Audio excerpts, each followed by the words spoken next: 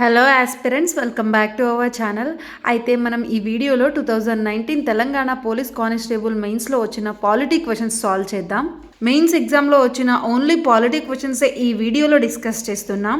మీరు police కానిస్టేబుల్కి prepare అవుతున్నట్లయితే వీడియోను end వరకు చూడండి. ఈ క్వశ్చన్స్ అన్ని చూశాక పాలిటీ సబ్జెక్ట్ని ఎలా చదవాలో అని ఒక ఐడియా అనేది వస్తుంది. సో ఇక ఫస్ట్ క్వశ్చన్ చూద్దామా. లోక్సభ స్పీకర్కు కాస్టింగ్ ఓట్ కల్పించిన రాజ్యాంగ అధికరణ ఇది. సో ఆన్సర్ ఏంటో తెలుసు కదా. ఆప్షన్ 1 100వ అధికరణ అంటే ఆర్టికల్ 100.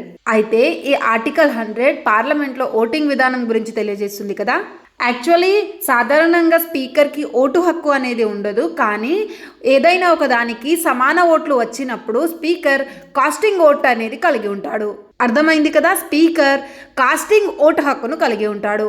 నెక్స్ట్ క్వశ్చన్ చూడండి. సుప్రీంకోర్టులో జడ్జిల సంఖ్యను నిర్ణయించే అధికారం ఎవరికి ఉంటుంది?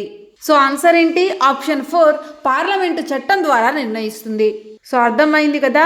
పార్లమెంటు చట్టం ద్వారా సుప్రీంకోర్టులో జడ్జిల సంఖ్యను నిర్ణయిస్తుంది. సో సుప్రీంకోర్టులో ఎవరుంటారు? ఒక చీఫ్ జస్టిస్ ఆఫ్ ఇండియా మరియు ఇతర న్యాయమూర్తులు ఉంటారు. కానీ వారి ఖచ్చిత సంఖ్యను నిర్ణయించే అధికారం ఎవరికి ఉంటుంది? పార్లమెంటుకు ఉంటుంది. అయితే ఇదంతా ఏ ఆర్టికల్లో ఉంటుంది? ఆర్టికల్ 124 సబ్ క్లాస్ 1లో ఉంటుంది. Next question. భారత రాజ్యాంగ చట్టంలో 73వ 74వ సవరణల ద్వారా ఈ క్రింది వాటిలో ఏది సాధ్యమైనది? సో 73, 74వ రాజ్యాంగ సవరణలు వేటి గురించి తెలియజేస్తాయి?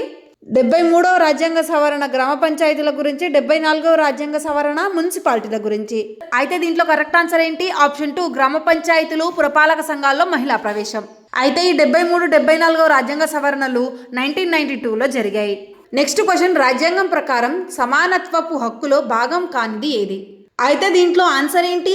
సమానత్వపు హక్కులో ఆప్షన్ 4 ఆర్థిక సమానత్వం అనేది భాగం కాదు. అయితే మన రాజ్యాంగంలో ఆర్టికల్ 14 నుంచి 18 వరకు ఉన్న ఆర్టికల్స్ అన్నీ కూడా సమానత్వపు హక్కు గురించి తెలియజేస్తాయి.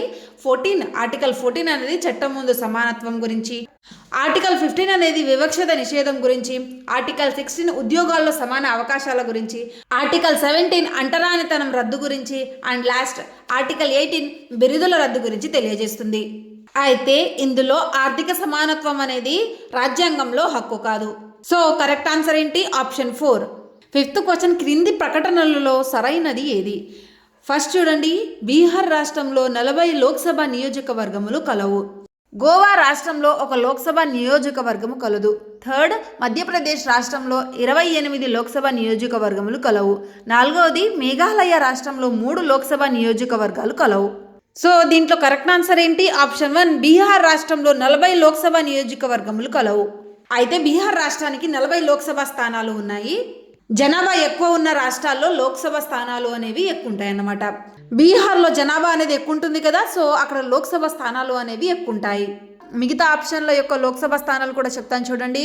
అయితే ఇక్కడ గోవా, మేఘాలయ యొక్క లోక్సభ స్థానాలు 2 అన్నమాట. అంటే గోవా యొక్క లోక్సభ స్థానాలు 2, మేఘాలయ యొక్క లోక్సభ స్థానాలు 2, మధ్యప్రదేశ్ యొక్క లోక్సభ స్థానాలు 29. సో దీంట్లో correct answer option 1. Next question. అంతర్రాష్ట్ర మండలికి సంబంధించిన సరైన ప్రకటన కానిది ఏది? సో ఈ క్వశ్చన్ అంతర్రాష్ట్ర మండలి గురించి ఉంది. ఒకసారి ఆప్షన్స్ చూడండి. అయితే అంతర్రాష్ట్ర మండలి గురించి సరి కానిది అని అడుగుతున్నారు. సో సరి కానిది ఏంటి? Option 3 justice JS Varma committee సిఫార్సు మేరకు ఇది ఏర్పాటైంది. ఇది తప్పు. అయితే ఆప్షన్ 1 చూడండి. ఈ అంతర్రాష్ట్ర మండలికి ప్రధాని అధ్యక్షుడుగా ఉంటారు. అయితే దీంట్లో అన్ని రాష్ట్రాల ముఖ్యమంత్రులు ఇందులో సభ్యులుగా ఉంటారు. ఇంకొకటి ఆప్షన్ 4 శాసనసభ లేని కేంద్రపాలిత ప్రాంతాల పాలకులు సభ్యులుగా ఉంటారు. ఇవన్నీ కరెక్ట్. ఆప్షన్ 3 అనేది ఇన్కరెక్ట్ అన్నమాట. So answer option 3. Next question చూడండి. ఈ క్రింది ప్రవచనములో సరి అయినది ఏది? ఆప్షన్ 1 భారత మండలి చట్టము 1909 మొదటిసారిగా ఎన్నికల సూత్రమును ప్రవేశపెట్టినది. ఆప్షన్ 2 భారత ప్రభుత్వ చట్టము 1919 సిక్కులకు ప్రత్యేక నియోజకవర్గాలు కేటాయించినది. ఆప్షన్ 3 భారత ప్రభుత్వ చట్టము 1935 క్రిస్టియన్లకు ప్రత్యేక ప్రాతినిధ్యము ఇచ్చినది. ఆప్షన్ 4 భారత మండలాల చట్టము 1892 శాసన మండలి విధులను తగ్గించింది. సో ఇక్కడ ఆన్సర్ ఏంటి? ఆప్షన్ 2 1919 భారత ప్రభుత్వ చట్టం ద్వారా సిక్కులకు ప్రత్యేక నియోజకవర్గాలు అనేది కేటాయించడం జరిగింది. నెక్స్ట్ క్వశ్చన్ చూడండి. క్రింది వాటిలో మున్సిపాలిటీల నిధులు వనరులకు సంబంధించి సరి అయిన ప్రవచనము కానిది ఏది? సో దీంట్లో సరి అయిన ప్రవచనం కానిదేది? ఆప్షన్ 1, భారత ఆగంతుక నిధి నుండి గ్రాంట్ ఇన్ ఎయిడ్. ఇది సరైన ప్రవచనం కాదు. సో ఆన్సర్ వచ్చేసి ఆప్షన్ 1. అయితే ఇక లాస్ట్ క్వశ్చన్ చూడండి. భారతదేశ జాతీయ గీతం ఈ కింది భావాన్ని వ్యక్తీకరిస్తుంది. అయితే మన భారతదేశం యొక్క జాతీయ గీతం భారతదేశం యొక్క సమైక్యతను వ్యక్తీకరిస్తుంది. సో కరెక్ట్ ఆన్సర్ ఏంటి? ఆప్షన్ 1. అయితే మన జాతీయ గీతం జనగణమన. దీన్ని రచించింది ఎవరు? రవీంద్రనాథ్ ఠాగూర్ గారు. ఇది ఫ్రెండ్స్ 2019 పోలీస్ కానిస్టేబుల్ మెయిన్స్లో వచ్చిన పాలిటీ క్వశ్చన్స్. అయితే ఫ్రెండ్స్ ఈ వీడియో మీకు ఇన్ఫర్మేటివ్గా అనిపిస్తే వీడియోని లైక్ చేసి మన ఛానల్ని సబ్స్క్రైబ్ చేసుకోండి. ఫ్రెండ్స్ పాలిటిక్ క్విక్ రివిజన్ కోసం రీసెంట్గా ఒక కోర్స్ లాంచ్ చేశాము. ఈ కోర్స్ మీకు కావాలి అనుకుంటే డిస్క్రిప్షన్లో లింక్ ఉంటుంది. అక్కడ నుంచి మన విల్ ఆఫ్ విన్నర్స్ యాప్ని ఇన్స్టాల్ చేసుకోండి.